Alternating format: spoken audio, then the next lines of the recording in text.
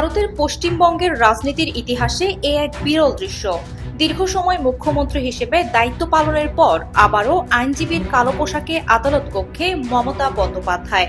Vote পরবর্তী অশান্তি নিয়ে দায়ের হওয়া একটি জনস্বার্থ মামলায় আইনজীবী হিসেবে সওয়াল করতে কলকাতা হাইকোর্টে হাজির হন তিনি।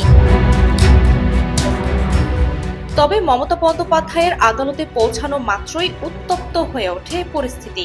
হাইকোর্টের একাংশ আইনজীবী এবং উপস্থিত জনতা তাকে ঘিরে ধরে চোর চোর স্লোগান দিতে শুরু করেন। তৃণমূল নেত্রীর উপস্থিতিতে আদালতের বার অ্যাসোসিয়েশন এবং আইনজীবীদের মধ্যে শুরু হয় কথা কাটাকাটি, যা এক পর্যায়ে হাতাহাতির উপক্রমে পৌঁছায়। পুলিশের কড়া নিরাপত্তা বলয় থাকা সত্ত্বেও বিক্ষোভকারীদের হঠাতে হিমশিম খেতে হয় নিরাপত্তা বাহিনীকে। অভিযোগ উঠেছে, ভোট পরবর্তী হিংসা নিয়ে সাধারণ মানুষের ক্ষোভের বহিঃপ্রকাশ ঘটাচ্ছে এই স্লোগানের মাধ্যমে। অন্যদিকে তৃণমূলপন্থী আইনজীবীরা একে পরিকল্পিত চক্রান্ত বলে অভিহিত করেছেন। রাজনৈতিক বিশ্লেষকরা বলছেন, মমতার আদালতে সওয়াল করতে আসা যেমন আইনি লড়াইয়ের অংশ, তেমনি বিক্ষোভের ঘটনাটি রাজ্যের বর্তমান পরিস্থিতির একটি প্রতিচ্ছবি। এই ঘটনাকে কেন্দ্র করে রাজ্য রাজনীতিতে নতুন করে বাকবিতণ্ডা শুরু হয়েছে। আদালত কক্ষের ভেতরে সওয়াল চললেও বাইরের উত্তেজনা থামার কোনো লক্ষণ নেই।